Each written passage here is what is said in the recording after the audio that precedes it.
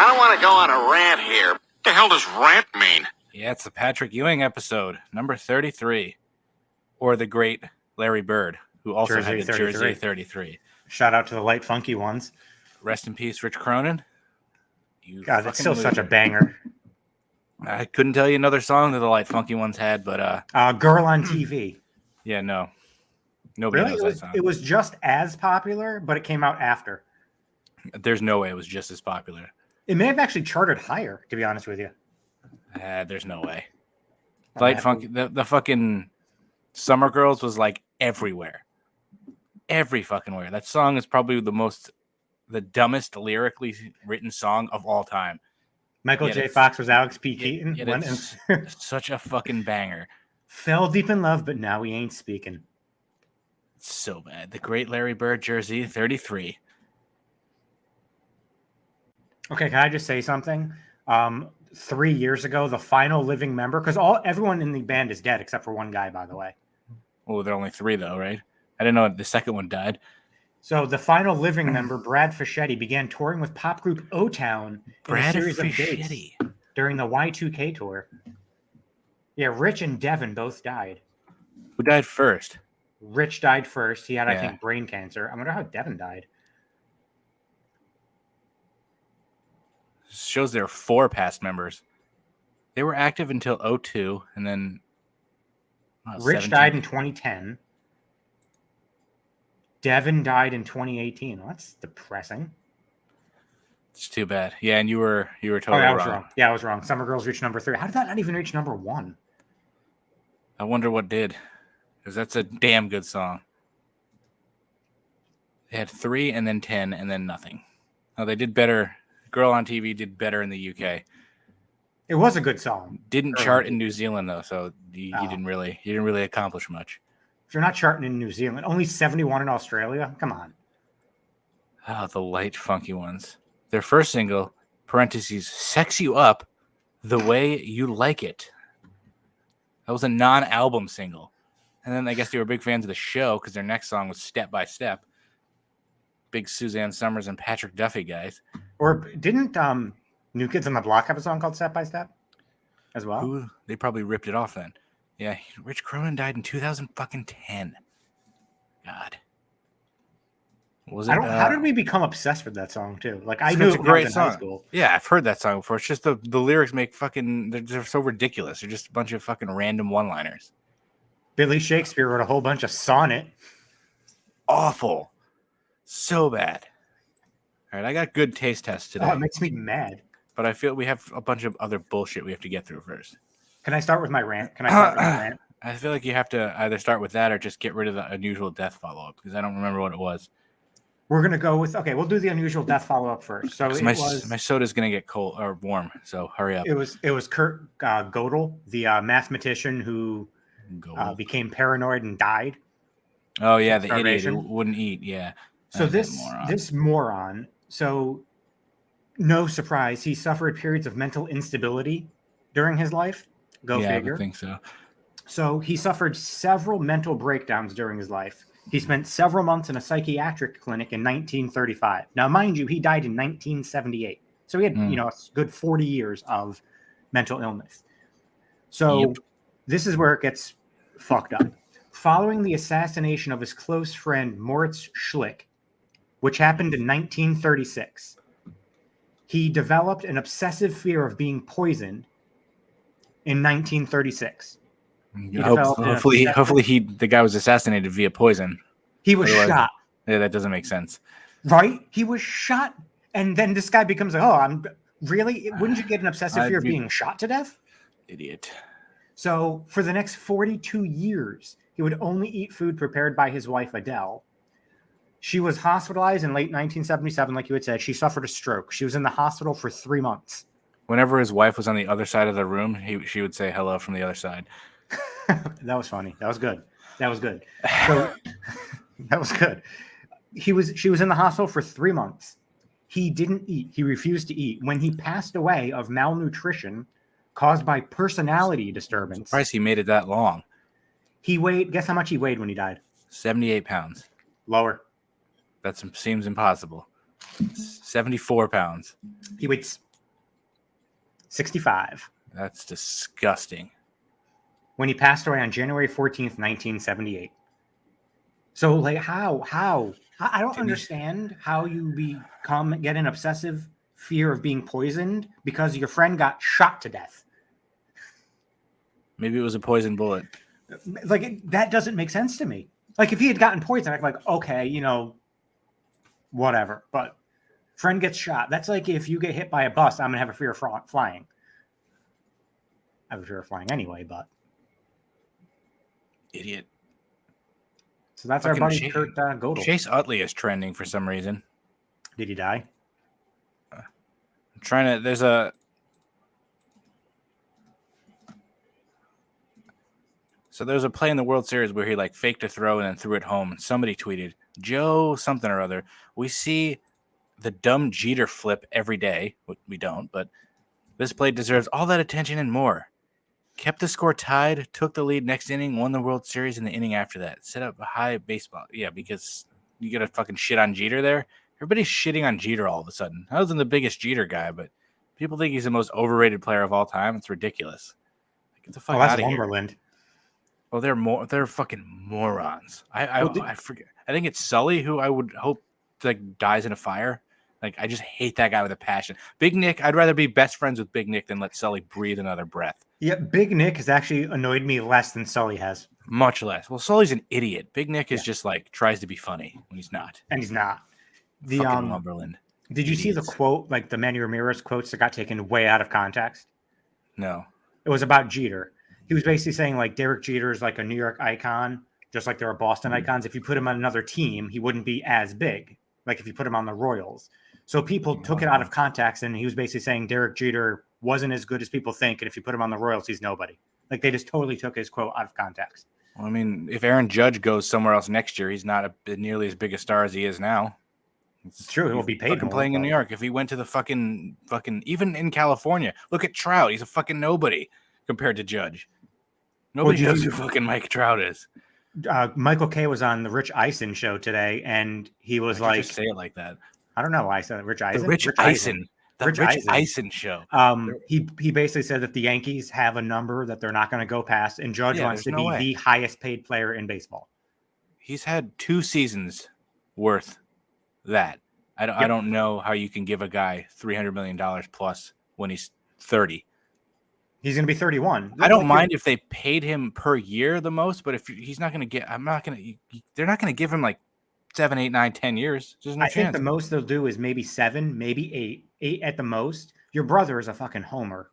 He's like, oh, they're not going to let him go. Yeah, they are. They're not going to. If the Giants offer him 10 years, $350 million, and the Yankees offer him 8 years and $300 million, they're not going to offer him 10. They shouldn't either. Well, if they're only off by $50 million, they might as well just go for it. But I feel like their offer is going to be like Cano and be like about 70, 80 million less. Or at this point, they haven't signed anybody since A-Rod. Maybe just fucking do it for once. Like you traded for Stanton.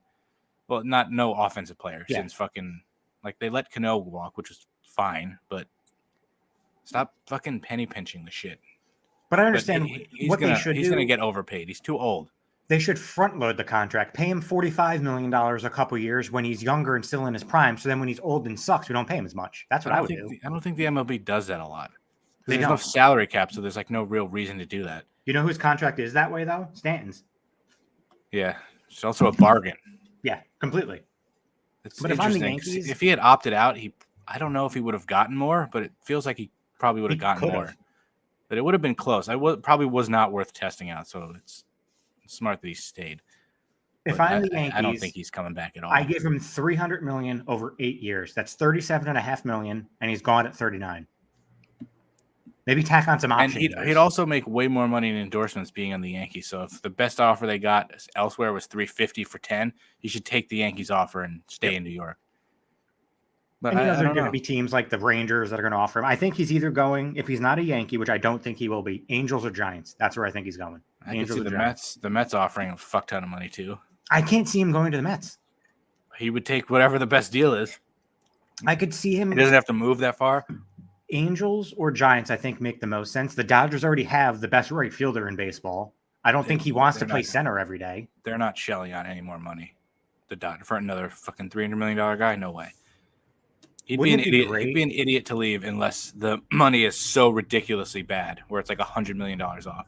10 years, 400 million. Hopefully they collude and they offer him. Nobody offers him anything good.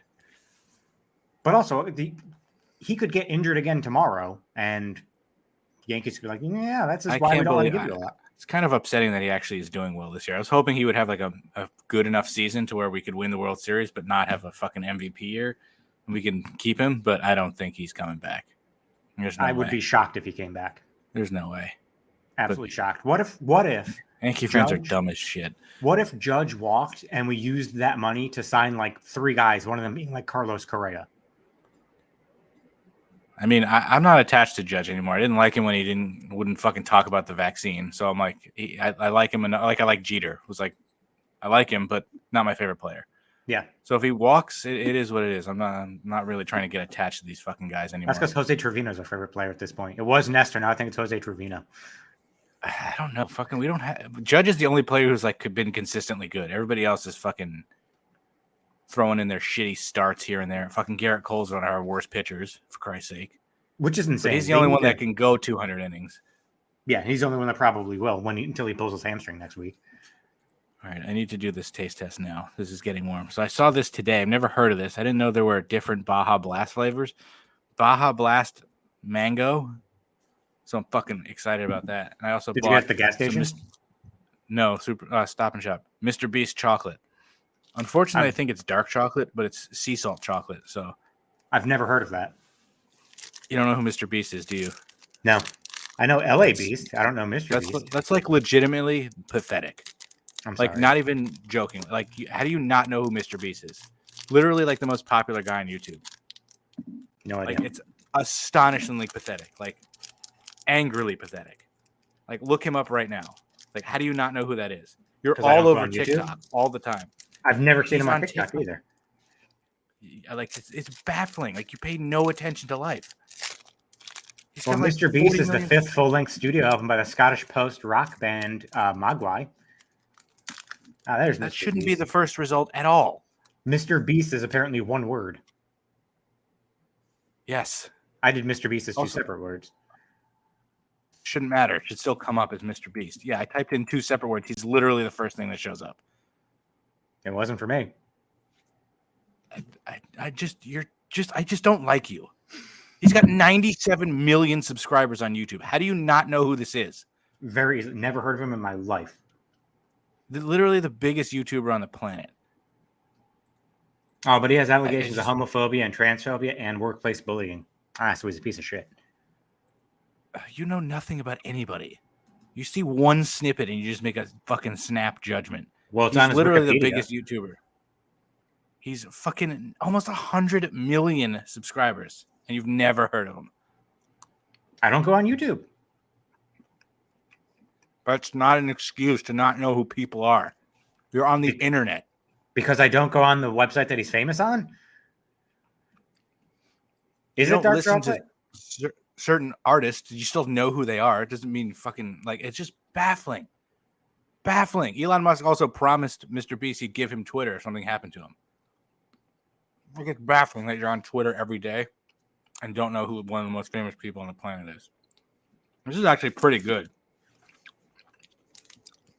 For dark chocolate, which I don't necessarily like, not bad. Only 5 ingredients. He's also giving away 10 Teslas in this. So you can like get a code and you spin a wheel and see if you can win. That's actually pretty good. He also created his own chain of restaurants, Beast Burger. It's baffling. This might be worse than SpongeBob. No, it's not. It's close. I've heard of SpongeBob. I just never watched SpongeBob. No, you clearly did not hear. If you've never heard of the second main character, you didn't know much about SpongeBob. Who's Patrick? Oh, I hate you. Grab all Baja flavors. Enter to win new treasure. All right, let's try Baja Mango. Because I don't like Baja Blast. I'm not a fan of Baja Blast. Why? This doesn't taste good. What do you mean why? Well, I wasn't sure. Like, is it too tart, too sour, too sweet? That's definitely heavy mango. I think I'm going to like this. I wish you could smell this. It's mango. I like mango. That's actually pretty good too. Not heavy mango. It smells heavier than it tastes. You didn't bring your popcorn, did you? Oh, I did. I mean, you The could Snickers. start. I can't. I've still yet to see those in the store. I think I'm not sure if they're. I know they're new, It's pretty fucking good. but Kate I'm got them at impressed. Macy's. Holy crap! Can you see all the Snickers on this popcorn? There's just a block of popcorn With Holy Snickers shit. on it. This is actually pretty good. I haven't had soda in a while, but this is pretty good. So, this is better than the Oreo. This is like a salty piece of popcorn with a Snicker on it. Salt and chocolate go together really well. So Oh that's my why I God. like this sea salt one. Well, this entire I gotta bag give can't Mr. eat Beast today. credit. Mr. Beast, you did well on the chocolate. Now I've got 9 more bars to eat. He has other flavors too. They just didn't sound as appealing. They have a milk chocolate version. Let's see, candy. Yeah, Feastables, great. This popcorn's a winner.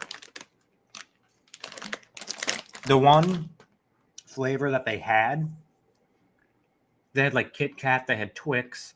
The one flavor that just did not sound remotely appealing was Sour Patch Kids. Sour Patch Kid flavored popcorn does not sound appealing. Sour, salty. So we got milk chocolate, chocolate sea salt, which I have. The original chocolate was dark chocolate. Quinoa crunch, which I don't know why anybody would think that. Almond chocolate. The quinoa is the weird one. Like, I don't know why would that be one of the flavors you create? Of all the flavors you think of, what, quinoa? The fuck? Yeah, You that spell quinoa? doesn't make Quinoa. Quinoa. I'm like quinoa. Quinoa. Quinoa crunch. Yeah, so I didn't win the Tesla, but I got some good chocolate. So that was fucking good. Mr. Beast, I got to give you credit. Chocolate's pretty damn good. And then I wonder how many more Mountain Dew Bajas there are. I literally never heard of this. I just saw there was like one of those machines, what's it called, refrigerators by the checkout that had this. Oh, really? And I saw the Dew can. I was like, what the fuck is that orange shit? Flavors. Oh, what the fuck is this? It seems to be a lot. So this Mountain Dew Cookie Baja Pop. Punch. Mountain Dew Purple Thunder. The fuck? Maui Burst. Is that no? I got Baja Mango Gem. Damn, there's a lot of Mountain Dew I'm behind the game. Oh, here we go. They were released this summer. Let's see. Can you just give me a fucking list of them? Do I have to fucking like guess? It's Baja Blast, Deep Purple, something gold, then this mango one, and then Zero Sugar Baja Blast. So there's a couple. This is the first time I think they've released Baja Blast in bottles. I may be wrong on that, but it's just blue Gatorade and Mountain Dew. That's all it is. As long as you like it. I would never choose that over regular Mountain Dew. This Candy Pop popcorn, they have Butterfinger, Oreo, Snickers, Chips Ahoy, M&M, Twix, and Sour Patch Kids. The Sour Patch Kids one doesn't fit with the whole. Yeah, right. Like it just doesn't go. I'm actually trying to look up. That's the one I would want to try the most because it doesn't make any sense. I'm looking up on their website to see the closest store that has them for you. Like, there's no. It says Price Right. Yeah, no, I'm not. I don't know. ShopRite in Milford. It says has them. It's always the obscure fucking. ShopRite in Milford, CVS in Seymour. Yeah, no. I'd buy them on Amazon if anything. Yeah, it's a ShopRite. ShopRite. I don't even know where the nearest ShopRite is. And Macy's Backstage has them. So the Backstage in the Milford Mall might have it, since the Poughkeepsie Backstage did. Backstage. I forgot, what is that even again? What do they do back there? What's the point of a Backstage? It's the off-price model of Macy's. So it's just like an outlet? Inside the actual Macy's store. It's a separate store within the store. They block off like Macy's 20,000, 15,000 square feet and have another backstage. store. Hey, They you have guys their want own to merchandise, own registers, backstage? own other stuff. I told you they used to call their colleagues cast members. It's just bad. Does every Macy's have one? Because I've literally never seen one. Not every. Out of the 457 stores, we have 301 out of our 457 stores have them. Seems weird that it's just in the same building. Some of them are you'd have standalone. I figured you'd have like an outlet standalone or something like that. We have 9 of those. 6 of them are in the Northeast and 3 are in Texas. I guess if you're looking for cheap shit, go to the back of Macy's. Maybe you'll find a fucking movie theater. I mean, it could happen at this point. Might as well. Yeah, I don't know the last time I walked into a Macy's. Maybe fucking 10 years ago when I saw that fucking stupid lady who didn't know who you were. And didn't know I was working that day. Did we end up going to Toys R Us after that too? You, me, and Alex? I think so. We had to have. We were in Danbury. I think I met you guys there. But the only time, I think the time I took the picture sitting on the fucking like ride with the Cena sticker, Alex wasn't there. Yeah, I think that was just you and me. What was I doing in Danbury? That's a really good question. Was that the day I came to visit the house? No, that was long. So, no, because that was long like before that. Yeah, that was way before that. What the fuck was I doing in Danbury then? I have no absolutely. That's gonna bother no me now clue until we think of the reason why. Why I would have been there? We wouldn't have just been like, "Hey, do you want to go hang out at Toys R Us?" Like, did we go to Red Lobster? Maybe. But I would have. Why would I have driven to Danbury for that? Is that when Carlos stole the pen? No, we were still in No, college. that when was Carlos that stole was the pen. that was WestCon. Yeah. No, this was 2011. Was when I had the fucking Homer Simpson shirt on. I was sitting in the Toys R Us ride with the stupid John Cena sticker. And honestly, it looks like I could have taken it yesterday because besides being a little bit fatter, I look the same. And I lived in New Milford at that time when Kate and I had the condo. What the fuck were we doing? I have no idea. Like, what was the purpose of it? It was also in the afternoon, so I don't think it was like a show. I'm trying to think, like, were we going somewhere? Like, were we going to like Legends of the Ring or something like that? No, somebody else would have been with us. That's true. Unless Mikey was there. No, I don't think so. Because I met Mikey in like Poughkeepsie. We went to like Red Robin. Yeah, I met Shawn Michaels and Kelly. Which camera was he looking at? I couldn't tell.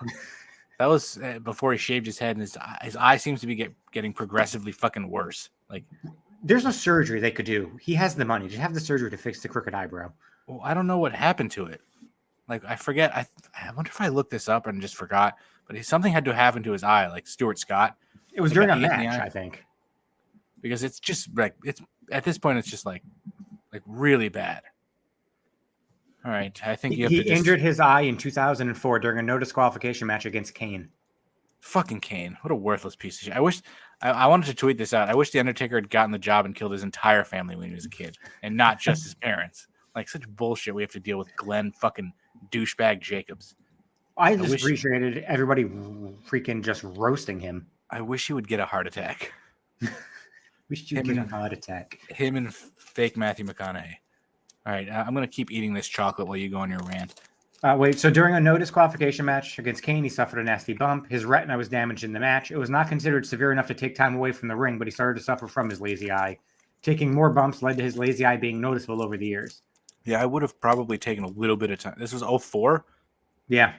I would have taken a little bit of time off considering it's my fucking eye. You still stab somebody in his eye. Awful.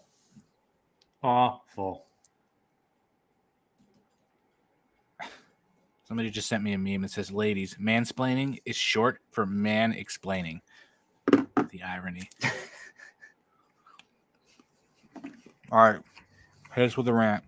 All right. So, Terminix. I think we've talked about this, before. The freaking woodchucks. That I was the reason I told you about Terminix. Oh, true. So, the woodchucks living under my front porch eating all of our plants. So, this dates back to mid-May.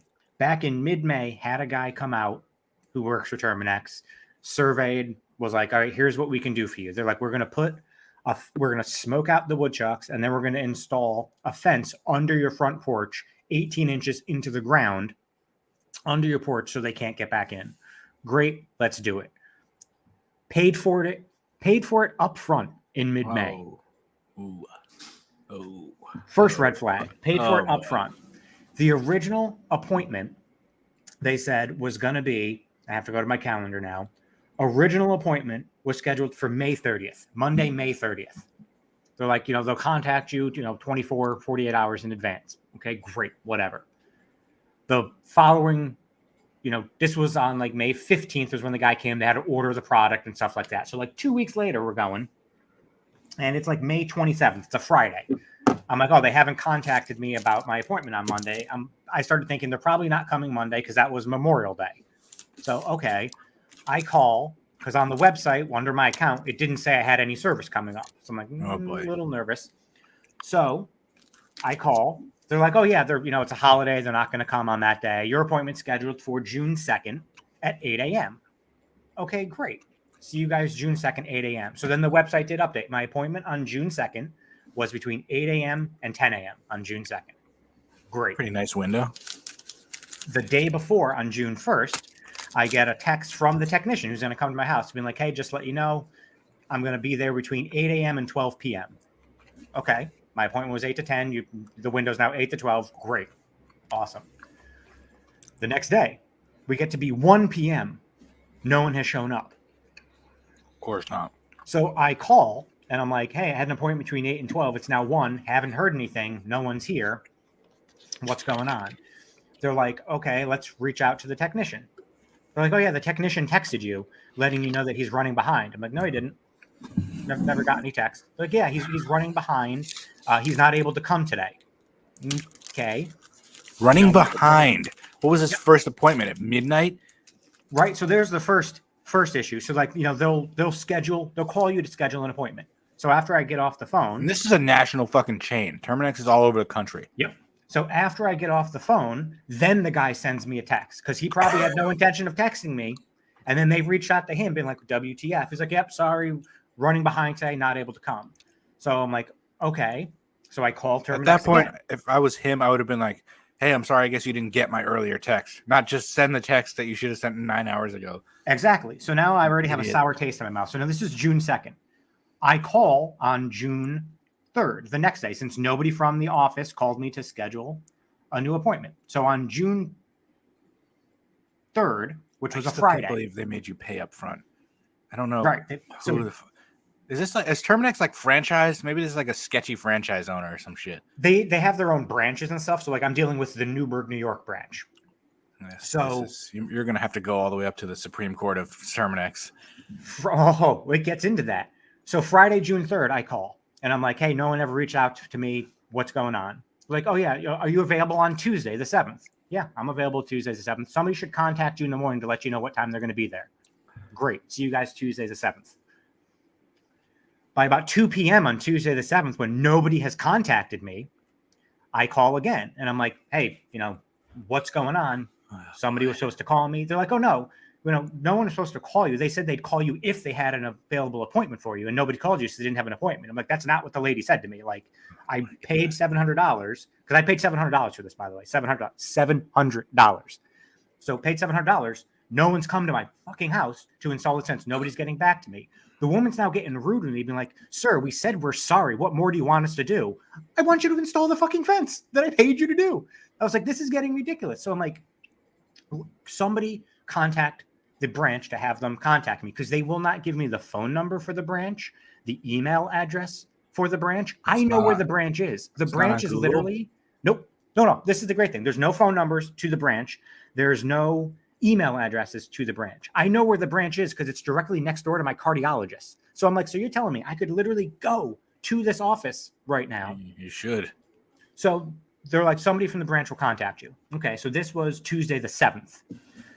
Wednesday the 8th, by like 3 p.m., no one has called me. This is 20 days ago. Yeah. So Wednesday the 8th, I call. Hey, what's going on? No one's contacted me. Somebody from the branch will contact you by end of day today. Great. No one called. Thursday the 9th, I call again. What's going on? No one's contacted me. Somebody from the branch will call you by the end of the day. No one called me. Friday the 10th, I call again. What in the actual fuck? You guys are avoiding me. I paid for a service. You have not completed said service. Somebody will contact you. Fast forward to Tuesday the 14th. 4 days later. Where is this branch? New Bedford? Newburgh. It's on yeah, Newburgh. right. Yeah. All right. It's the headquarters of NEW. Is it really? Yeah. Oh, wow. So Tuesday the 14th, I finally get a manager from that branch named Manny. To call me back. He said that their technician would be available the next day. Magically, he's available the next day because he had some cancellations. He'd be there between 3 and 5 p.m., but because he had cancellations, he'd probably be there earlier. Is this the one on Gene Drive? Yes. I have their phone number. It's the phone number to the 800 number that gets you an analyst. So that's not there? Nope. Wow. It's horseshit. Fuck. So the 14th, I'm told that miraculously the technician's available the next day, the 15th, which is 2 weeks ago, tomorrow. He'd be between 3 and 5. He had cancellations. He'd be there earlier. I'm guessing, by the way, you did not check out their Yelp. Did not. No. Have you seen it? Have you seen it since? Yes. 1 star Yep. out of 17 reviews. I hope you're gonna leave a fucking nasty one. Oh, I have a few times, not on Yelp, but on like their actual website. So now we get to June 15th. Oh boy. June 15th. Technician's supposed to be here between 3 and 5 p.m. Remember, he had cancellations. He's supposed to come earlier. He texted me about 4:30. Hey, running late. We'll be there later. I live right around the corner from you, so it won't be a problem. Okay. Kate and I went out to dinner. I have security cameras. The technician did not get to our house until 6:58 p.m. Actually showed up though? He did show up. He showed up at 6:58 p.m. We were obviously not home because he was supposed to be there between 3 and fucking 5. So then he called me and I had a phone conversation with him. He's like, where's the fence supposed to go? I'm like, it's supposed to go under the front porch. You can see the huge hole where the woodchucks were. Under the front porch, 18 inches in the ground, not visible. Is this supposed to trap them in? It's supposed to keep them out. He's supposed to smoke them out and then put the fence in so they can't get back in. So had phone conversation. Kate's standing there with me when I'm clarifying under the front porch so they can't get back, not visible. So we get home. I'm looking at the work. He was there for like an hour, completed the service, whatever. Wow. So the fence, not under my front porch, it's about 4 inches in front of my front porch, insanely visible, like 2 feet up in the air. So completely visible. Woodchucks can still get in and out. What was the point of what he did?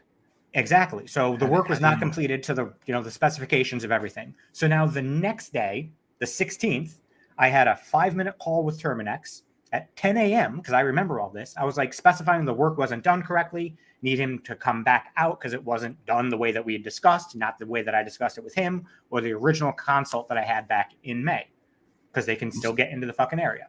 I'm surprised you went out to dinner that night, to be honest. I thought you'd stay home and stake it out and make sure. I should have. You should have, yeah. So somebody will contact you by the end of the day. Great. Oh, God. No one called me. So then the next day, the 17th, I called at 11:30, had a 7-minute phone conversation with a representative saying, all the prior conversations, you can look in the notes of my account of all the different times, all the issues, like needs to get fixed per the agreement because they can still access the area. Was told that somebody from the branch would call me back to schedule. 5 days later on the 22nd, so now we're last Wednesday, 7:30 a.m., 7 days after the guy did the work, fucking incorrectly. Incorrect. What was his name? His name was Christopher, of course. It's always Christopher. Of course he fucked it up. So 7:30 a.m. on the 22nd, after 2 other attempts to have them fucking contact me, I had a 7-minute phone conversation with Terminix saying they need to have the situation rectified, was told that someone from the branch would contact me within an hour or two. At 7:30 a.m., within an hour or two. By 2:30, no one contacted me, so I called again and was like, hey, what the fuck's going on? Had 2 separate conversations. The first conversation was 10 minutes long. The person put me on hold and then hung up. Of course. And then I had a 15-minute motherfucking conversation explaining like everything that had happened. No work was being all of this. Was told that the only way that they can process a refund, because now I'm at the point where fuck you, I don't want to give you my business. Give me a refund. The only way they are allowed to give a refund for over $150, and mind you, I paid $700, it has to come directly from the branch. I'm like, well, that's kind of hard because nobody from the branch will fucking call me. So well, let us reach out to the branch. Great, let's do that. They put me on hold. No one from the branch is picking up. Yeah, I know. No one fucking does. And you guys have emailed them saying, contact me. So this was last Wednesday, the 22nd. They then said, okay, we're going to, since nobody from the branch is getting back to you, we're going to escalate it to the regional manager. Great. The regional manager will contact you by end of business day Friday, within 48 hours. Great. Can't wait to have this situation resolved. Guess who didn't call last Friday? No one from the fucking regional manager called on Friday. So now on Friday evening at about 4 p.m., I called and was like, what the actual fuck? Regional manager was supposed to call me. Like, no one's contacted me. Let's get something going here. Like, okay, we're going to go above the regional manager. We're going to go to the divisional, which is like the highest you can go. They will contact you. It sounds like there's no people they're contacting. So they were like, we sent an email saying we need to process a refund, all this stuff. So if no one contacts you by midday Monday, give us a call back. So now we're yesterday, the 27th. 8 a.m., I get a call from Terminix. Hallelujah. It's the divisional manager. No, it's motherfucking Manny again. It's Manny. Oh, Manny, where you been my whole life, bro? You haven't called me back in 2 weeks. He's like, what are you talking about? This is the first time I'm hearing of this. At 4:36 p.m. on Friday was the first that I've heard of this. Bullshit. I've left you 2 voicemails. Bullshit. No, I'm telling you right now, we need to have you need to provide us the opportunity to rectify the situation. No, you're not rectifying shit. I don't want anybody back on my property. I want you to process a refund. That's going to be hard to do for something of this magnitude. I don't care how hard it's going to be, Manny. You're processing me the motherfucking refund, and I'm taking my business elsewhere because you guys suck. He's like, well, I'll have to talk to my manager. Okay, how long is it going to take you to process this refund? I can let you know by the end of the week. The fuck do you mean you're going to let me know by the end of the goddamn week? It shouldn't be that hard to talk to the manager that hasn't called me back because they were supposed to call me too because that's the regional manager and their boss, the divisional manager. It's not hard to process a refund. They just don't want to. So like, so by Friday, you should have an answer. I'm like, what do you mean an answer? I should have a refund by Friday because you're supposed to process the refund. He's like, you really need to allow us an opportunity to rectify the situation. I'm like, I don't want you to rectify shit. Stay the fuck away from me. So now that's where I left it. I go on to my Terminix account this morning. I have an appointment on Thursday the 30th between 8 a.m. and 10 a.m. Maybe you can have somebody come over and fucking talk to an actual person. Guess who the person that's supposed to be coming is? The same fucking idiot that did it wrong the first time. Christopher. I swear to God, Matt, if this person shows up to my house, I'm probably going to get arrested for beating him to death with the fence. Well, don't allow him to fucking fix it. Unless you want it done. No, I don't want. Like, fuck them. I took pictures this morning of the woodchuck coming in and out because they can fit in nicely. Like, oh my God. So this has been 6.5 weeks. 6.5 weeks. They stole my money. I started leaving messages. I started doing surveys on their website for this branch. Be like, you stole 7 of me, you thieving fuckers. Their reviews on other platforms are actually surprisingly good. Yeah, it's insane. In my entire life, I have never dealt with people as incompetent as it, and they're Terminix. Like it's a. I think they're less incompetent in terms of the refund. They just don't want to give you a fucking refund. Yeah, they don't want to do it. They did the job wrong. Won't contact me. Somehow, Listen 360. I never heard of that. They have a 4 out of 5. These seems like they're probably fucking like bought reviews because they're all within like 28th, 27th, 27, 27, 26, 26. They're all like very recent reviews. Yep. So I've told Kate this multiple times. I'm like, so if we don't get a refund, I'm on vacation. I will go to that branch because I know where it is. I'm like, I will get arrested.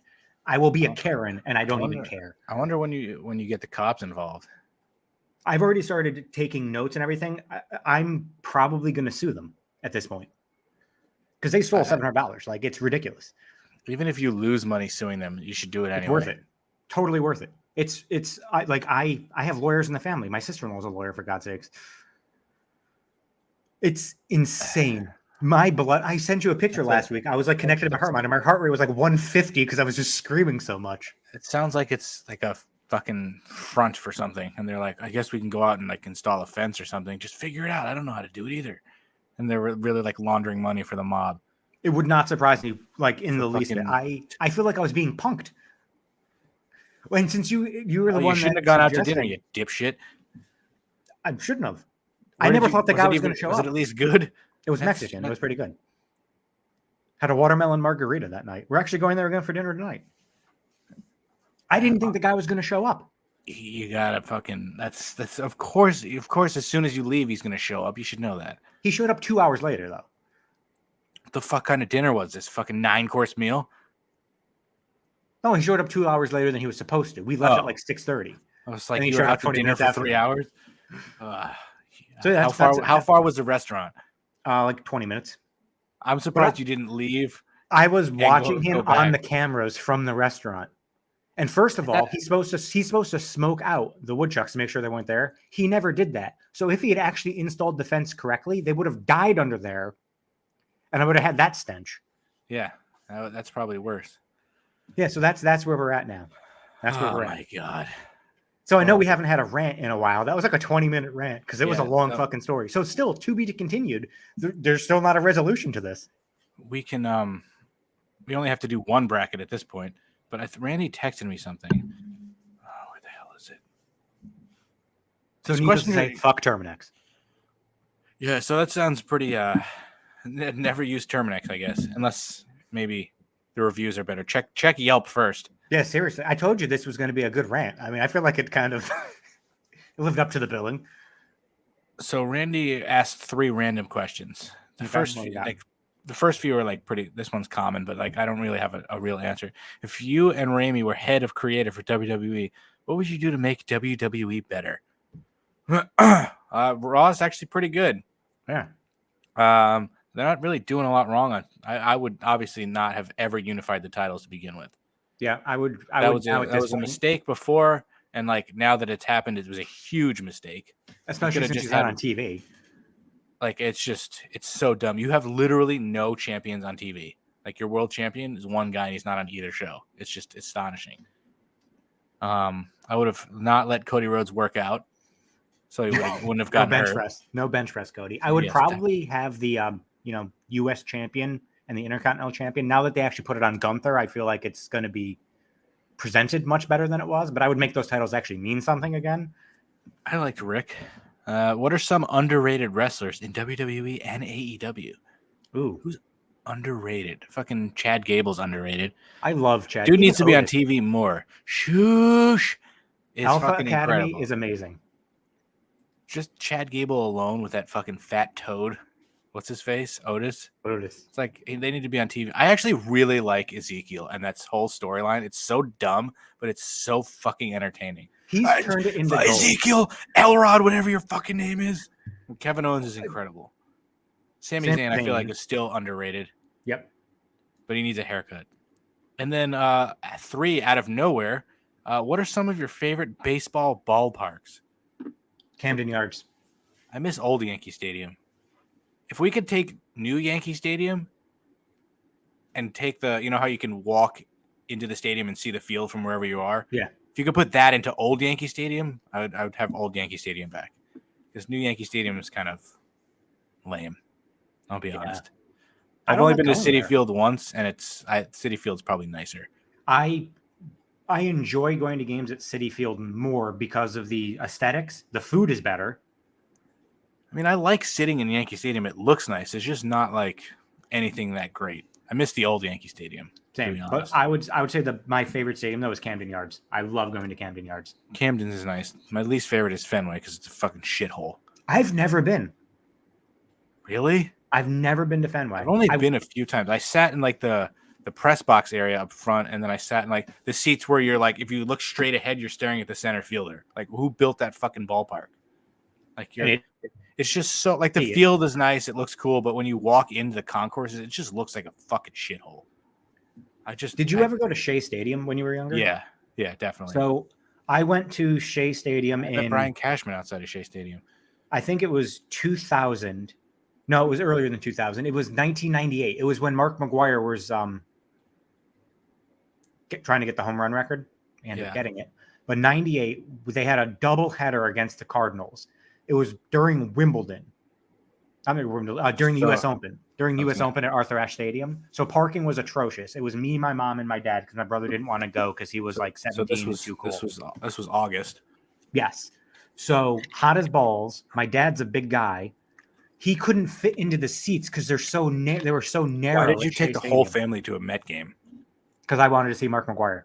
I was a huge Really? Mark McGwire. When I was 12, I was big into Mark McGwire.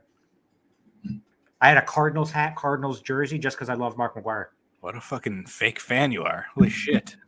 Well, I loved Mark McGwire. Fucking we're rooting for the goddamn Cardinals? Jeez. Are you racist? You don't like Sammy Sosa? Sammy Sosa had no allegations of cheating then. I forget what year it was, but fucking McGuire's in his locker and he's got his fucking roids behind him.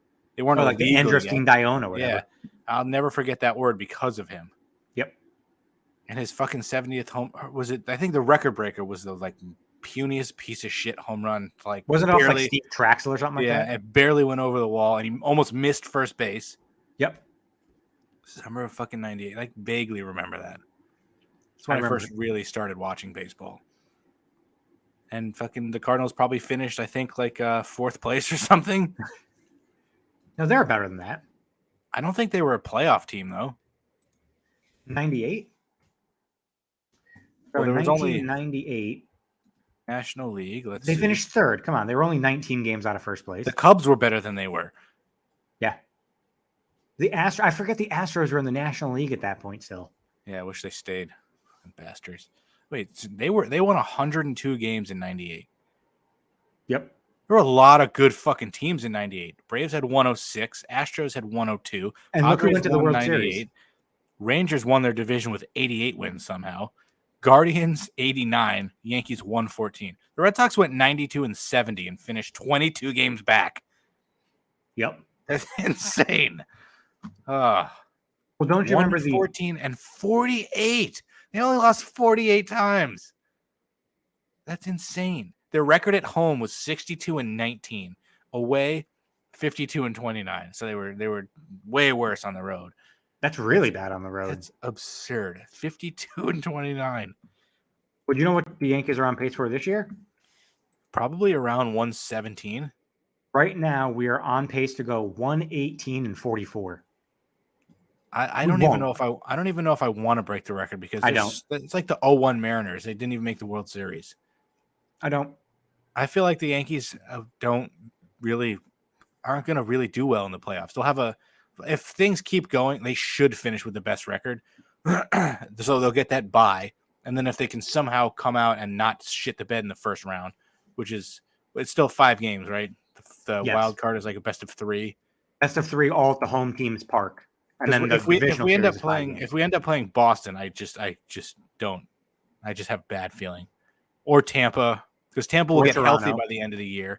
Same with Toronto, and then something bad will happen. And right now, if the season ended today, those are 3 of the wild card teams. And then good news is that at least one of them will get eliminated. Yeah, that's true. And then the other would have to play the Twins. I think are in first place in their division, so it would be Boston against Tampa, and then Boston against Toronto, Tampa against the Twins would be the 3-game series. That's not bad. I would rather Boston and Toronto play and one of them lose because Tampa's just been like riddled with injuries, so we'd match up better with them. But if we had to play an AL East team in the first round, best of 5, that's not an advantage. No. 5 games is just why would I hated it. I hate it when the NBA had it. They finally got rid of it. It just makes no sense why you do 5 games. It hurts the better team because the shittier team only has to beat you 3 times now. And I'm worried about the whole first round bye thing because that's 5 days that you're not playing. Your offense is screwed. Yeah, our offense is already iffy in the playoffs. It's fucking dumb. Well, now we should be able to play like the first team that was eliminated. We should play like 2 exhibition games against. Something like that, just to keep yourselves. It's stupid. 5 days off. It should be a best of 3 series or a best of best of 2 doesn't make sense. Just do 1 game. Those are more exciting anyway. I don't need to see a 3-game series with the fucking Blue Jays and Red Sox. Hope they both fucking lose. So right now we're 54 and 20, have a 12-game lead over Boston. When we were 24 and 9, we had a 12-game lead over Boston. They've been on fire, and they haven't gained any ground. So if we go 44 and 44 to finish the season, if we go 500 to finish the season, the Yankees go 98 and 64. To go 98 and 64, Boston would have to go 56 and 32 to finish the season. Well, they've been hot. They probably could. I still don't get it because they're not a good team. I don't understand why their pitching has been doesn't make pretty. any sense. Why, like, what, Michael Wacha's really good? Like, what the fuck? Kidding me? Well, I think now they got smoked yesterday in Toronto. Maybe now they're actually facing better teams. Like they played Cleveland and they beat Cleveland, but Cleveland has lost 5 in a row. Cleveland is struggling now. Which I mean, sure, we play them this weekend, so they'll probably kick our ass. But well, our offenses look fucking shitty sometimes. Like we'll have the big inning like we did yesterday, but like we got no hit for almost a game and a half. 16 innings. We got lucky to win those 2 games. Yeah, we did. We should have gotten swept. Yankees fans are dumb. They're always like, well, you shouldn't like give up on your team, or you should like. They didn't look good at all. They're lucky to have gotten a split with the Astros. We look like garbage. I think Alex was like, well, we played the second best team and we played like shit and we still split. Like, we got kind of lucky. It took a blown save, 4-run ninth to win the first game. And then a couple of, we were down by 3 in the 7th or 8th. Yeah, it was a solo home run, then a 2-run home run. It was like the worst 4-game series I never watched because I missed most of those games. You're lucky you didn't watch it. It was painful to watch. We should have gotten no hit again. I think I missed most of the no hitter, and then like the second game, I just didn't feel like watching because that's like the least fun I had all year. Besides the beginning first 2 series, it was like they were not fun to watch. Nope. When we were 7-6. Because like ever since that game we blew to Toronto, where I missed the first half of the game, we were up 8-3, and then as soon as I got home, they blew it. I was like, maybe I should stop watching. So I try to like turn the game off, and maybe they'll do better. So like I missed Hicks tying the game and all that because I was like, they're just better off if I don't watch, and it fucking worked. Then I didn't watch most of the next 2 games, and we sucked anyway. Well, it's your brother's fault for the whole 8-3 thing. We won 50 games, you idiot. Bad karma. I don't like when people do that. It's not over till it's over. I just celebrated that in 2001, and we fucking Mariano blew it, and literally since then I've never done it again. I don't care if it's like fucking 86-4 and there's 2 outs in the 9th. I'm not fucking celebrating it. I don't do that anymore. I mean, I will say we're not as good as the 118 win pace that we're on. I think we're a 100-win team. Well, it's because the pitching is like coming back down. Nestor's not going to be that good all year. Yeah, Sevy and Tyone and Cortez can't pitch the entire season because they've never done it before. Exactly. Or, they have, but like Tyone's been injured. Sevy's been injured. Sevy's really been injured. He hasn't pitched in like 3 years. Yeah, it's been almost 3 years since he's actually pitched a regular workload. That's why JP Sears is starting tonight. Then Cole isn't fucking even good half the time, so you can't trust anybody. And our offense usually disappears in the biggest spots. So Joey Gallo's hitting like 170. He wishes he was hitting 170. I think it's like 168 at this point. Well, last night it was at one point he was at 172 when he came up. I'm sure he made out. So he has to be. They have to cut him. Like there's no way they're cutting him. He's so bad. I don't think they'll even trade him. He'd be so good on the Reds. He'd be so good on the Reds, hitting 200, hitting 55 bombs. Probably. I mean, we need an outfielder. We probably need another bullpen arm. And at this point, we might need a fucking starter. I think we need a starter. Unless Boone doesn't want to go to 6-man because he said that he loses a guy in the bullpen, and he'd rather have the extra guy in the bullpen. Which I get because you can only have 13 pitchers. But I think if you have every once in a while, you get like a Herman starting a game, a Sears, like you could make it work. And I think that's what they're going to try to do. I don't think they need another bullpen arm because we're getting Loaizaga back. But is he going to be good? That's true. Lutke depends on who you can get. You can never have too many arms. I think we definitely need an infielder or an outfielder because Gallo I'm sorry. It's fucking almost July. You're bad. I can't believe I actually say Hicks is better than you. Yeah, I expect more out of Hicks now than Gallo. And that's depressing. And people are Yankee fans. It's so fucking stupid. Oh, he hit a few big home runs. How many times has he fucked up? Like, I'm not gonna forgive the guy, but it's like I'm not gonna root against the guy. He's just not good. But his numbers say he's actually been pretty good, even though every big spot besides that home run, he's been ass. I still hate him. And all of a sudden, he became a competent outfielder because he actually dove and made a catch. Every other ball before that would bounce in front of him. I think because he got more comfortable at the plate, he's a mental case, I think. Just fucking play defense. Just like Cole. Whenever something bad happens to Cole, he completely melts down. He's psychotic. And then Isaiah Kiner Falefa. I literally say that every time in that English accent because of that little girl. Like I feel like I'm Michael Caine going Isaiah kind of forever, and I'm like he's makes an error like every big spot ever, Yeah, but his defense is actually really good. This makes no sense. Like I don't understand what's happening. like Donaldson's playing better at least. Rizzo's the best 220 hitter in baseball. If he could just hit like 270, he'd be fucking like an MVP. Like it makes no sense how he's such a bad average hitter. Well, this is what I wanted to. I actually have a. Well, he just went 0 for 19 before that home run. That's true. So I have a nice baseball trivia question for you. By the way, I'm also really glad I didn't go to that game on Sunday. I know we won in walk-off, but it looked like it was fucking blazing hot, and I'm just not sitting in the fucking sun. I could not do that. So you were just talking about batting average. So last season, they talked about this on the Michael K show yesterday, and I thought it was interesting. I stay up forever. Last season, how many players hit above 300 in baseball? In baseball? Yep. How many 300 hitters were there? Didn't Yuli Gurriel win the batting title at like barely over 300? Yes. Wasn't he like 312 or something? So I was going to say like 12 people, but it's probably less than that. I'm going to go 12. The answer is 14. Ah, it was close. So that's like insane how far the game has come. Trey Turner led baseball with a 328 average. Yikes. Yuli Gurriel led the AL with a 319 average. That's so bad for leading the league.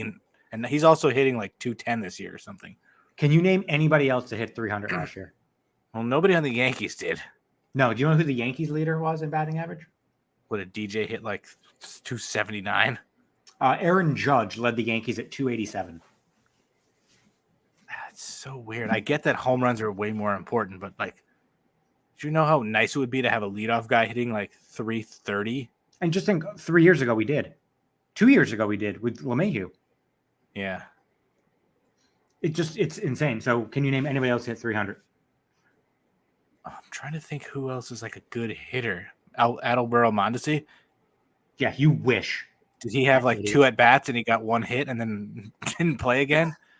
I don't think I could name another. It's probably. Are they like obvious? There's a couple that are obvious. I would say of the people, 4 of them are obvious. And a couple obvious, surprise like me. They're like a great player, or like obvious because Yes. they always hit for a. Like I mean, Kind of both. You think of all the great players, like nobody's hitting 300. Fucking just tell me. So let's see. Juan Soto hit 313. He's also having a down year. Yep. He'd have like 12 home runs and like 4 RBI somehow.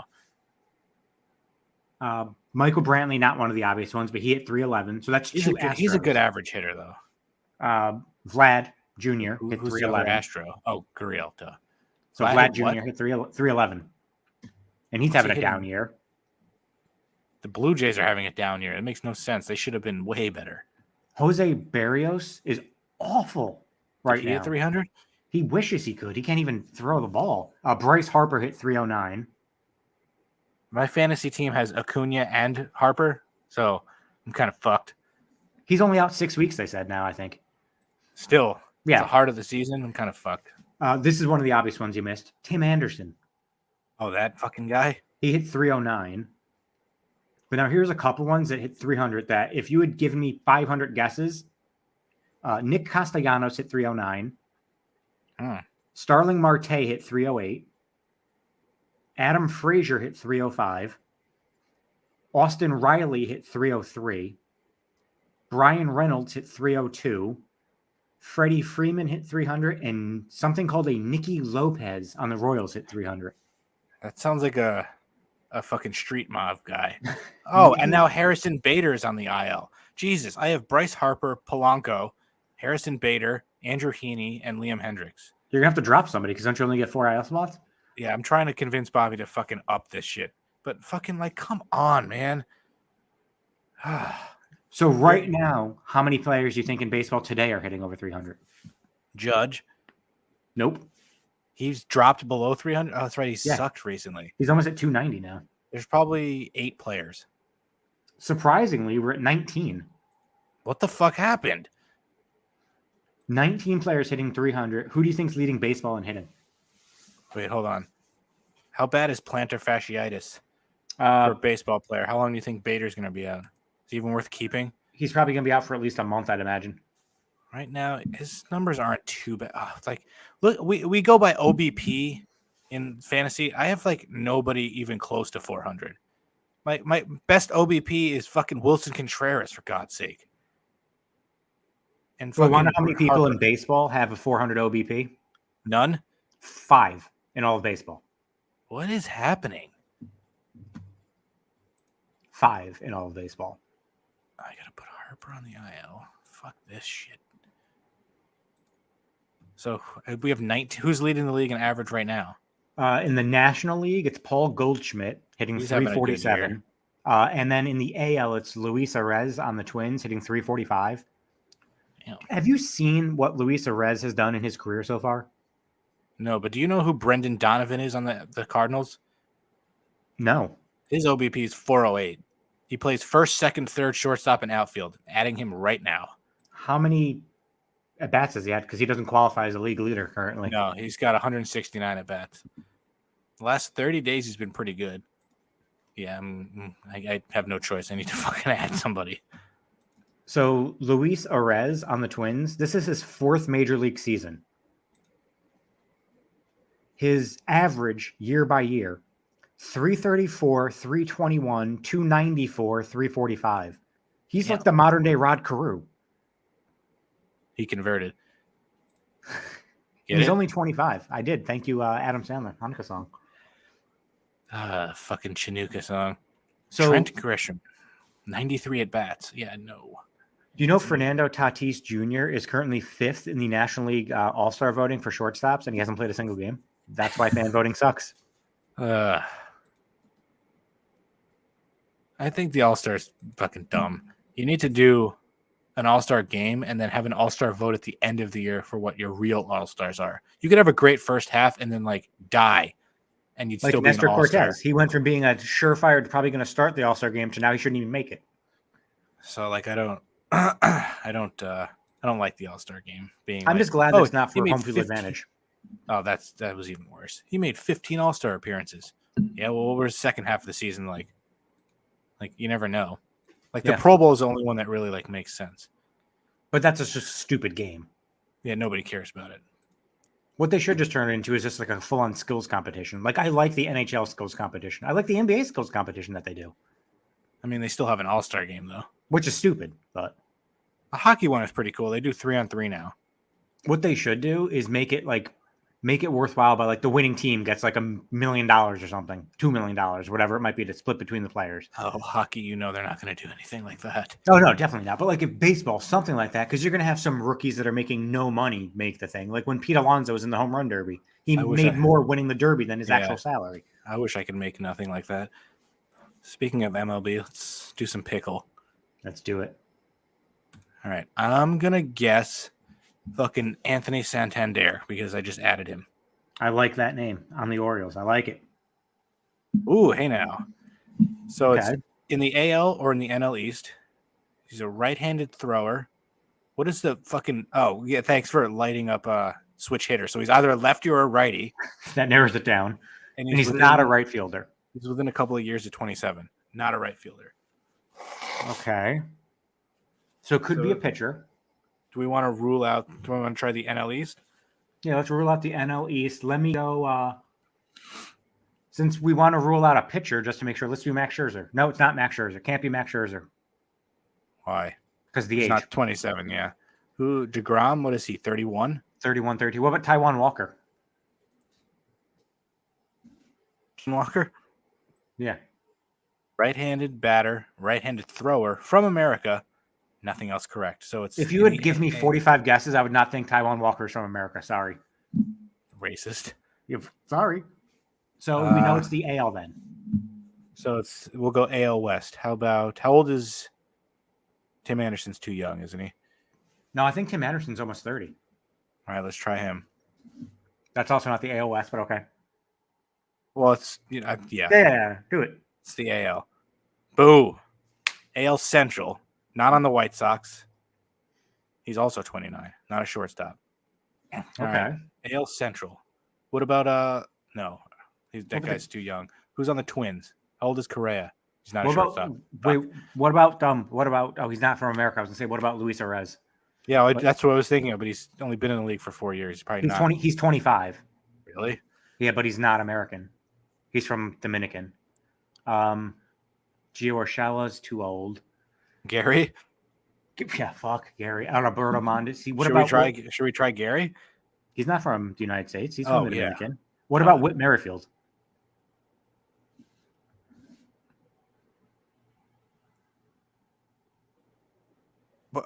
So he's close to second base? That narrows it down. What does that even mean? He's either a first baseman or a fucking shortstop?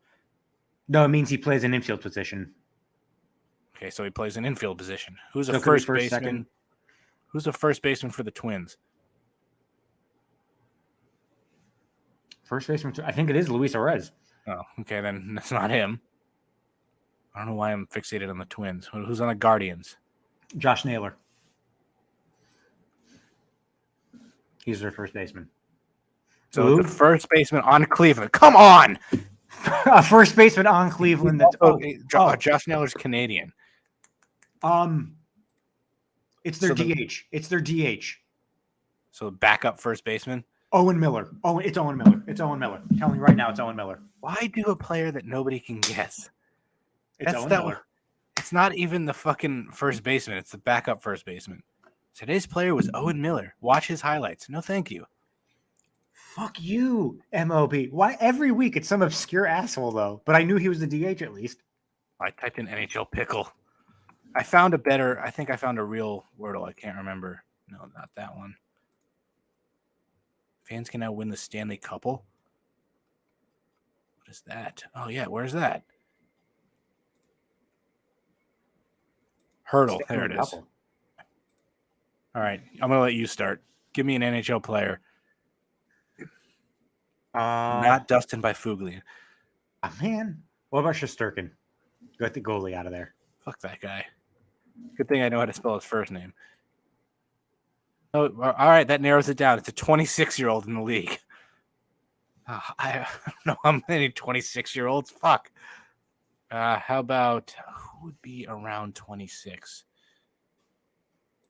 I'm just going to throw out a random guess. He's younger than 26. The Conn Smythe winner.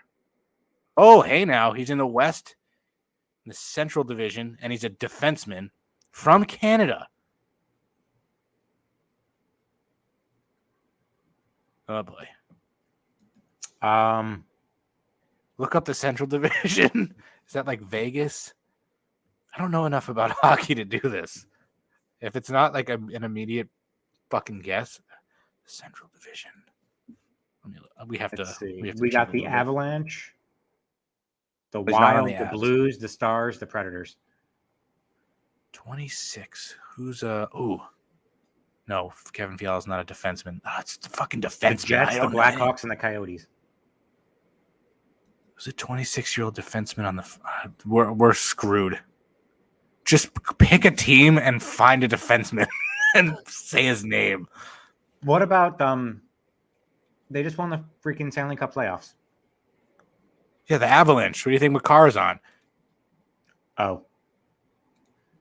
It's small on my screen, so I He just won the Conn Smythe. I'm trying to think of a Central Division defenseman who's young. I don't think Ryan Ellis is that young. Who? Oh. He's too old. Torrey Krug. So he's not on the Avalanche or the Blues. What about that guy on the Predators? He was on one of my fantasy teams. If he's still on the Predators. Ryan Ellis? Boroki or something like that? Excuse me? Bororiecki, like B-O-R. His name is Mark. He was on my fantasy team once. He's a defenseman. Mark Bororiecki? Fine, we'll go with that. No, he's too old. Oh. So it's not the Avalanche, Blues, or Predators. He is Canadian, though. We have to find a 26-year-old. We literally nailed the age immediately. Surprising. Like that's. So I don't know anybody on the shittiest teams. I don't know anybody on any team. I just named you my own. I know. What about the Wild? I only know fucking. Yeah, I don't know enough about NHL players. What the hell was that? Did you hear that? Or was No. that just me? That might have just been you. I heard like a ding. Oh, hey there. Let's get some info. I'm on the Wild's website. I'm trying to find a player without looking at their age. Team roster. Let me find your defenseman. Fuck off, Wild. I don't want you to have any information on me. Defenseman. I'm going to go with Jordy Ben. He's probably too old. Yeah, way too old. Hey, it's on the Wild, though. It's a defenseman on the Wild. Okay, I'm going back to look at my old fantasy teams. Okay, this says that this person was on the Wild. He was on my fantasy team 2 years ago. I don't know if he's still on the Wild. Jacob Middleton? Yeah, he is. Ooh. I think you might have nailed it. Yeah, Jacob Middleton. Because he was on your fantasy team. He's number 5. Otherwise, I would have said Dustin Byfuglien again. Maybe Sidney Crosby. Doesn't play the right position, though. All right, one more game. No, fucking, I don't want that New York Times fucking article. Just give me the game. Weddle. Let's do Daniel Jones. Nothing. I gave you nothing. I was no help. Not even close. So it's not in the NFC East. It's not a quarterback. He's shorter than 6'5", but he's older than 25. Bradley Chubb.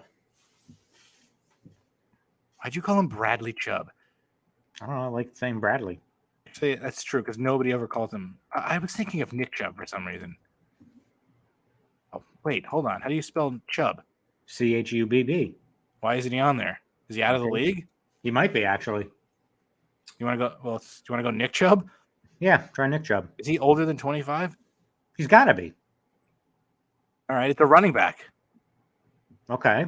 He's older than 20. An old running back who's either in the AFC or in the NFC North. Who's an old running back in the NFC North? How old's Dalvin Cook? I think he's 24. Dalvin Cook? Try Dalvin Cook. Should we just try him or do we look up his... He feels like he's in his later 20s. He's got to be 27, 28. You're right. Just feels like that, right? He's been around a while. He's 26 also. Wow. Okay.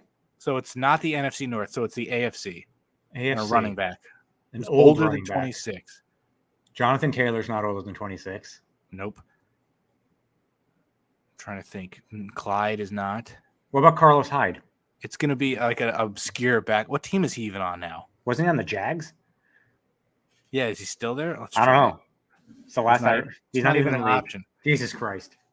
Oh, they really update this. Hold on. Let me find out what happened to Bradley Chubb. Bradley Chubb. I'm looking up Carlos Hyde now. An American football outside linebacker for the Broncos. The fuck? Oh, Carlos Hyde is a free agent. It says Chubb is on there. Do they not do defensive players? Like, yeah, there's no Aaron Donald. It's just offensive players. Offense. Okay, that actually narrows it down for us. But it's like, I didn't even know you couldn't even guess defensive players. All right, so it's a running back in the AFC West or the AFC East? That's old.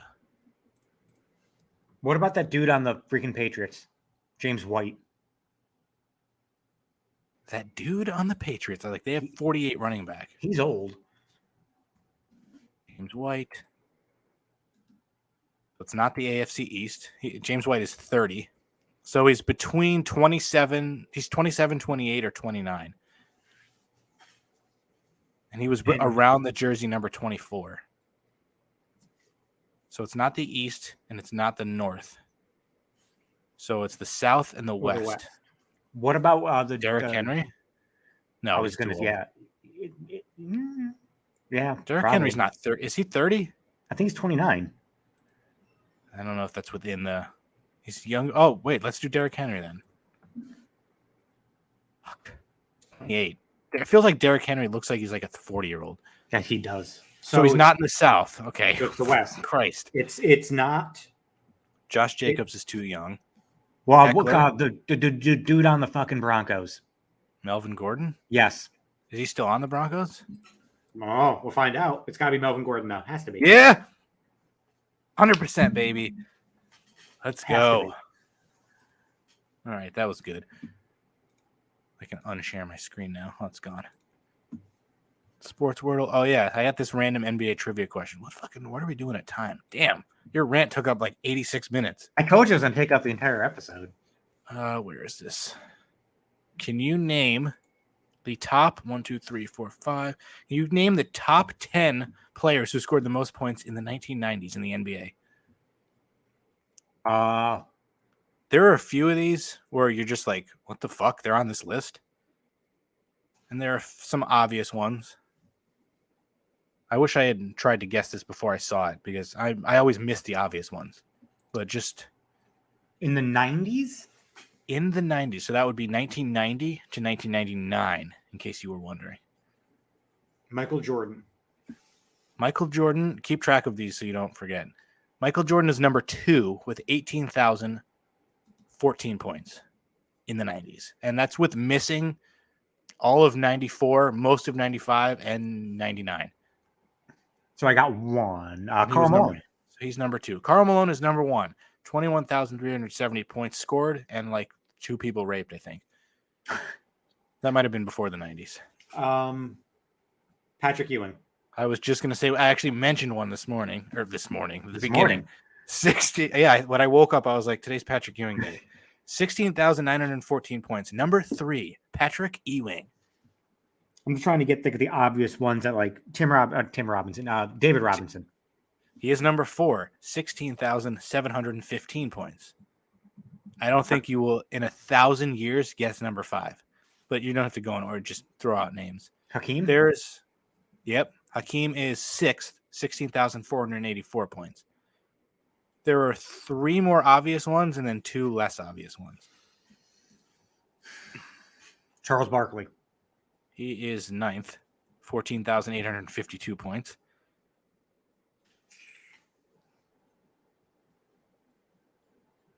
Tim Hardaway. Not on the list. Damn it. One of the guys on the list. Oh, what? Sean Kemp? No. One of the guys on the list is teammates with one of the other guys on the list that you already named. Oh, Pippen. Gotta be Pippen is 10th, 14,040. There's one more obvious one you're missing. You see him, if you watch an NBA game, you see him on TV a lot. Reggie Miller. He is 7th with 16,319 points. And now you said there's 2. There's 2 that like you would have never thought scored this many points. Can I get a team?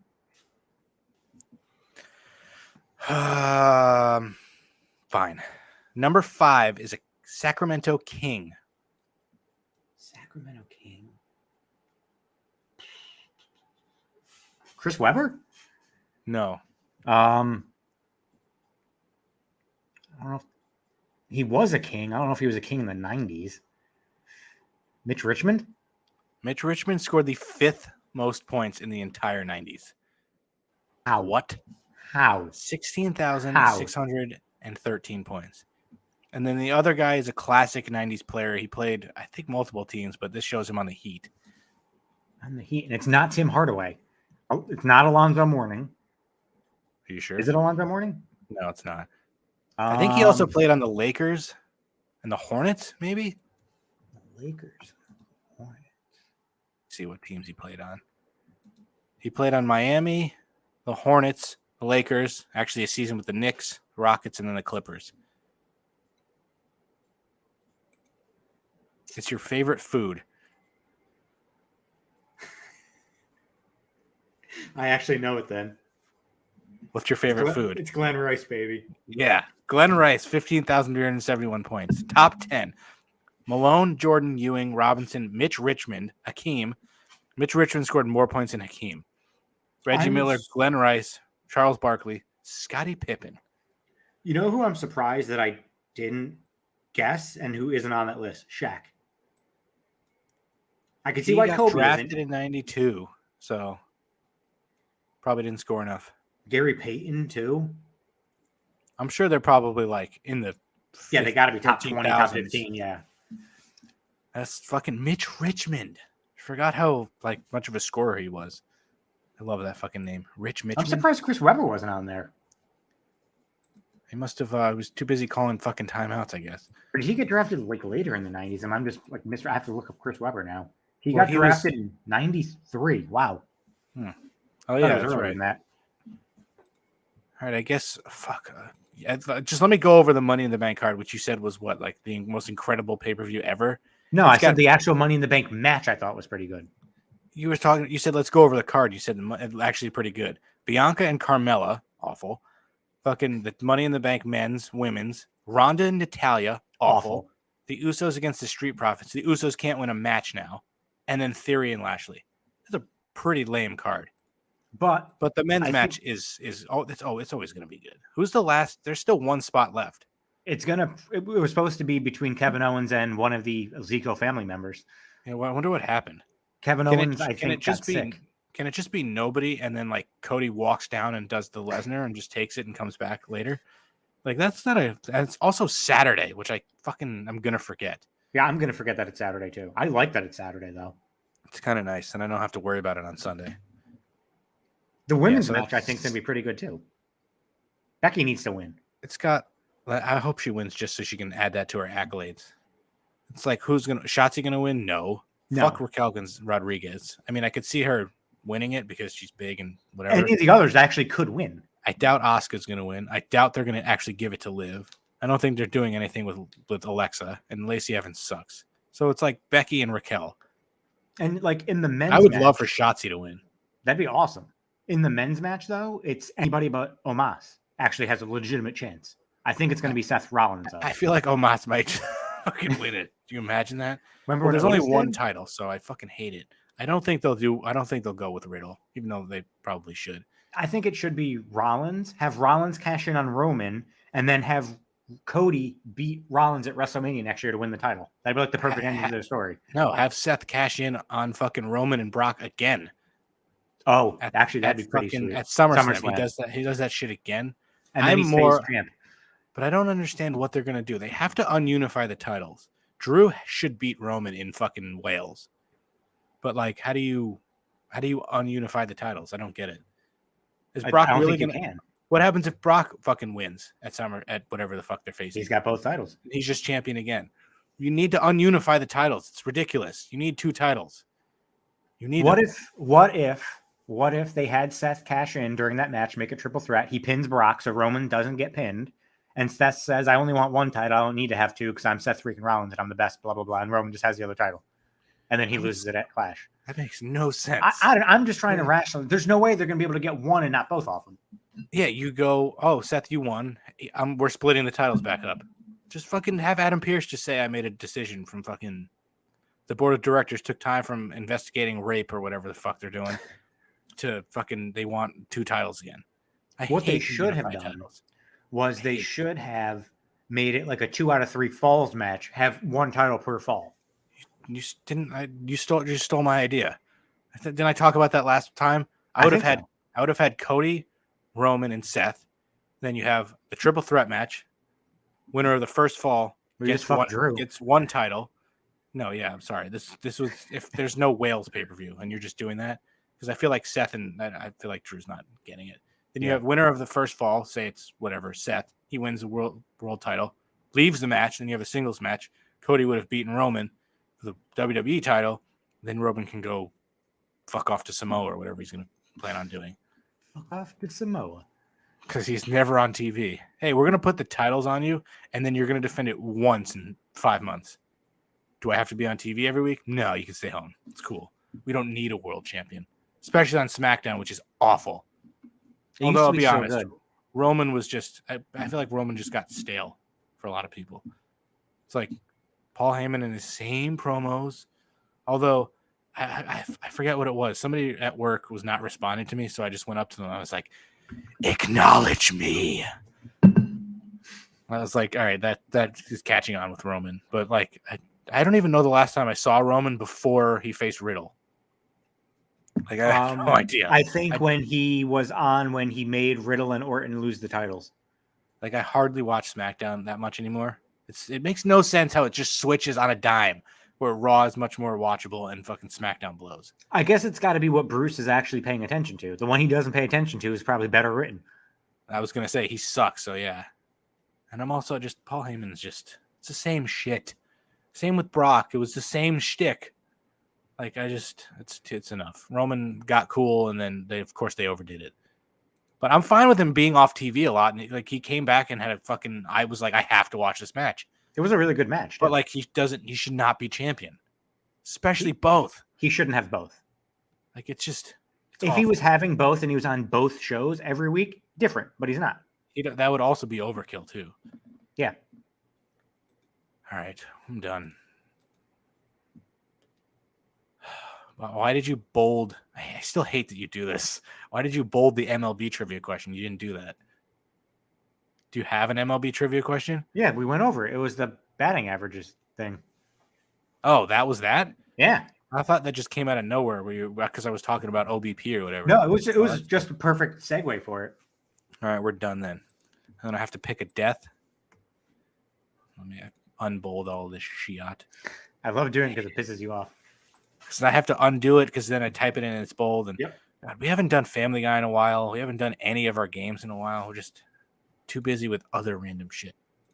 So unusual death. It's the beauty of it. Fuck you. Was that a horn honking? Yeah. All right. Pick a year. Well, we just did 78. Do we got anything in the 60s? I'm just going to go back in time. How about 1983? Okay. Because I just scrolled and I like this. I know I've heard of this guy. Tennessee Williams? I do. Tennessee Williams, an American playwright, choked on a plastic bottle cap of a barbiturates. In parentheses, it says not eye drops as originally reported. So you're going to have to find the original report.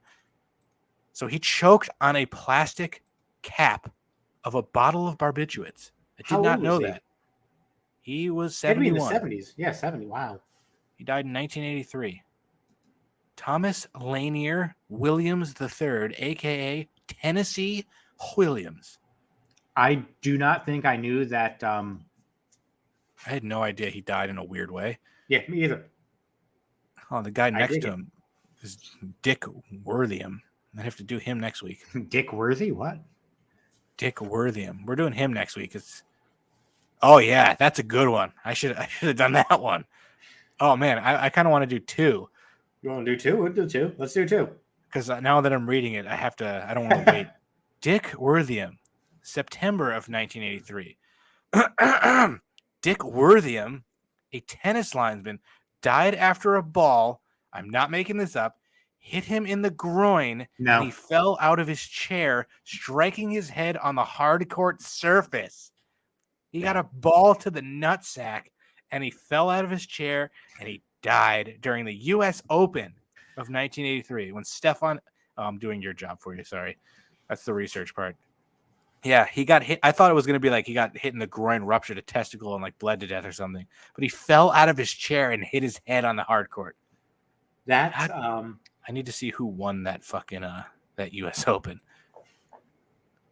Jimmy Connors. I was going to say it's got to be. Wow. And Martina Navratilova won the women's singles.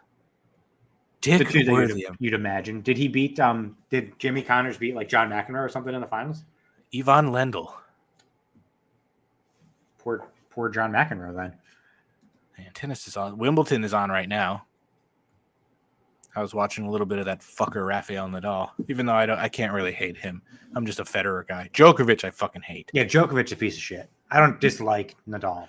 Nadal's great. He always owned Federer for the most part of their career. But I still think Federer is the GOAT. I'm not using titles strategically. Wow. Specifically to name the GOAT. Because Federer is now, I think, third. Yeah, I would say Federer is the GOAT of tennis. Obviously, Tiger Woods is the GOAT of golf. Because Federer made tennis look so fucking easy. Like, he just, like, glides back and forth. You watch Nadal, he, like, looks like he's working to make him look good. Like, Federer just glides. Nadal looks like he has to bust his ass for everything he has. Federer looks like it's just fucking simple. But on clay though, like no one. Nobody's better than him on clay. Yeah, He's lost like 2 or 3 matches like ever. It's absurd. It doesn't even make sense. He's won like 14. He's won like more or tied with like before when Pete Sampras had the record of 14. He's won like 14 just at the French Open. It's like, ridiculous. It's absurd. It's ridiculous. I think it's 14. Did he break it? Yeah, 14. That's the same as Pete Sampras had total. Absurd. Unreal. It's just 2005, 6, 7, 8, 10, 11, 12, 13, 14, 17, 18, 19, 20, and then 22. And I'm pretty sure 15 and 16 he didn't even play. And I bet you didn't in 2009 either. No, that's when he first lost. Yeah. Rowenka beat him in, I think, the semis, and that's when Federer won his first French Open. I have to fact check that because... Oh, Robin Soderling beat him. Let me see. Hold on. Wow, it was before the quarterfinals. Where the fuck is this? Nadal lost to... Okay, he lost to Sonderling in the 4th round, and then Sonderling ended up going to the finals where Federer beat him to win his only French Open. Insane. It's insane that between those 3 guys, they've won 60 of the last whatever majors. Like, it's fucking nuts. They each have over 20. Andy Roddick couldn't even get one. Somebody asked me that at work like a month ago. It was like, who's the best tennis player to ever wear a hat? So I go up to them and I thought about it and I was like, I think Andy Roddick. And my boss was like, I told you. So I can't think of another tennis player who wears a hat. Did Andre Agassi? I feel like he wore like a bandana. Yeah, like you might be right. Hogan Pete thing. Sampras didn't. It seems like most don't. That would just bother me, like wearing a hat. All right. What happened on this day? I haven't changed the banner all day, so I'm just going to fucking leave it. With it. So let's see. On this day in 2013, Matt Bourne, a.k.a. Doink the Clown, passed away at the age of 55. Shouldn't that just be in the death? Yeah, I'm giving you deaths first. I'm going death, birthday, then on this day. I'm switching it up. I was going to say, don't we usually do what happened and then the deaths? I'm totally switching this shit up. So on this day in 2016, Pat Summitt died at the age of 64. In 2016, it's been 6 years, and she retired from coaching in 2012. Because I think she had Alzheimer's. Yeah, she passed away from, she announced in 2012 she had early onset Alzheimer's, retired, and then died 4 years later. I like how you said that. That's how I usually say it, Alzheimer's. She had Alzheimer's disease because she was an all-time coach. All-time great. Also on this day in 2016, so same day, Buddy Ryan passed away at the age of 85 from complications from cancer. Yeah, the coach Buddy Ryan, Rex, and Rob's daddy Rogers. I was like, what the fuck? There are a ton of good birthdays today. I need them all. So there's a couple that Heidenreich turns 50. Remember Heidenreich? Yeah, he raped Michael Cole in one episode of SmackDown, I think. He turns 50. Some douchecock taco named Elon Musk turns 51. Douchecock taco. John Cusack is 56. Great actor, underrated actor. Love him. Love John Cusack. Have you seen Identity? No. It's on Netflix. It's like a weird like thriller. That, and then there's like The Bagman, him and De Niro. It's pretty good. I like the movie. Obviously, 1408. Runaway Jury with Gene Hackman. Really good, underrated movie with Cusack? Yeah. I was going to say, if that doesn't have Cusack in it, why'd you bring it up? Really underrated movie. It was one of the last movies I think Gene Hackman did, too. What about Runaway Bride? I hated that movie. He's not in it, but I hated that movie. Is that Julia Roberts? Yeah, I'm not a big Julia Roberts. Richard Gere, too. Oh, Julia Roberts is a piece of shit. Like, she's just not nice to work with. And I'm not a big fan of Richard Gere either. Yeah, because he has a gerbil up his ass, and you're a big animal rights guy. It's true. You have a file at home for all the animal people. It's called the pedophiles. Wow, I stole that from those guys. I should. Did you ever watch them on TikTok? I watched a few of them. I didn't watch all of them. I was mowing my lawn when I plowed a beehole. What's that now? And then at the end, he's like, "You got to get off in the beehole." Have you ever gotten off in the beehole? And they're spraying off. Like that's the joke. It's hilarious. I forget their names, but they're so fucking funny. Did you see the child ones?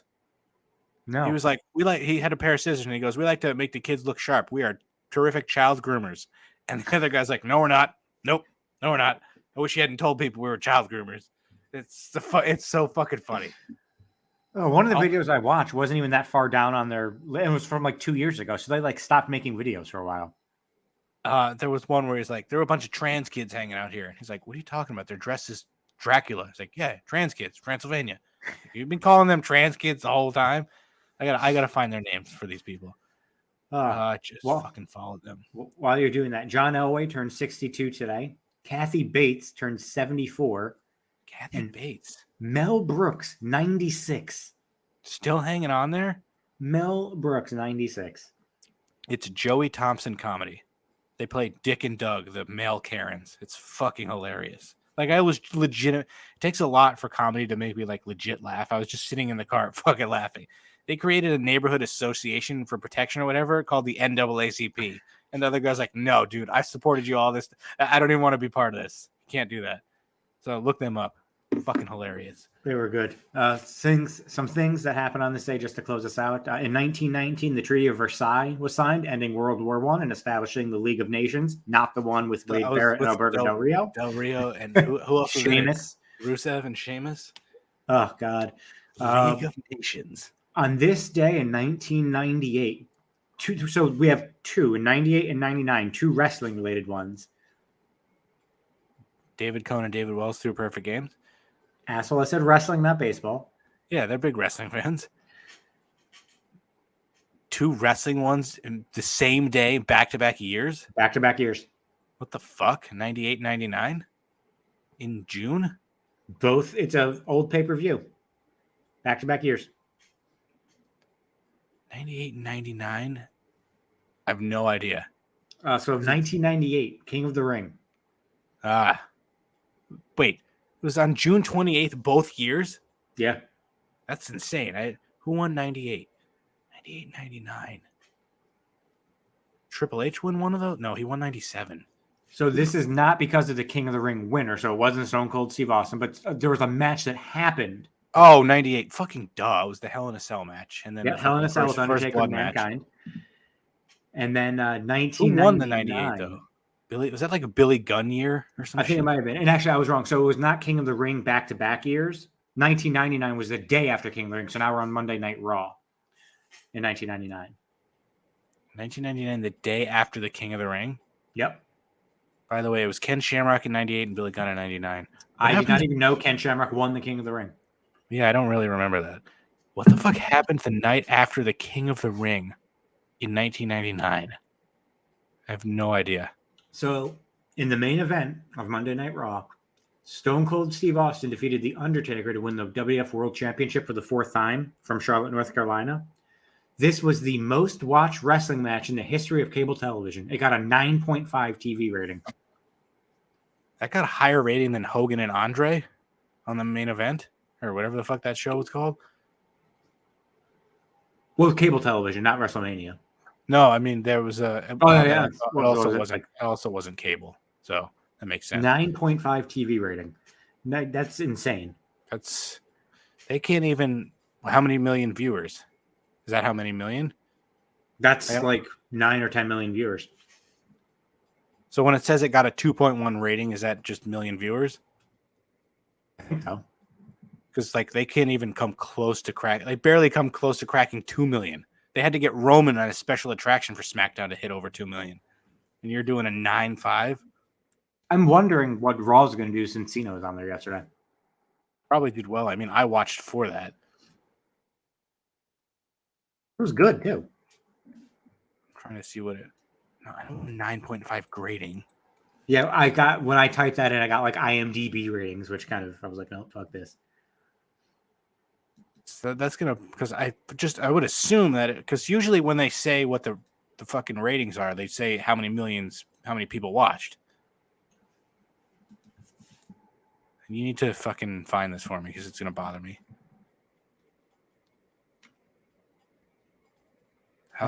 Yeah, because I'm just looking at top rated programs. It just says like in 1950-51, the Texaco Star Theater got 6.2 million households. The viewers in millions is unknown, and maybe it's household. That seems, I don't know. I'll find it and I'll have to let you know. You better. I think we're done. So I'm gonna fucking put that in here first to remind myself. Nielsen's ratings meanings. I'm gonna put 9.5. Stone cold, so you remember. That's the end of episode 33. Randy, I hope you enjoyed it. Everybody Sorry else. we didn't do any brackets. Oh, that's right. Yeah, we didn't even have time. See, it's nice. We went into a groove. We were doing brackets. We didn't even need the brackets to get to an hour and 40 minutes. True. So, yeah, we'll see you next week for episode 34. Bye.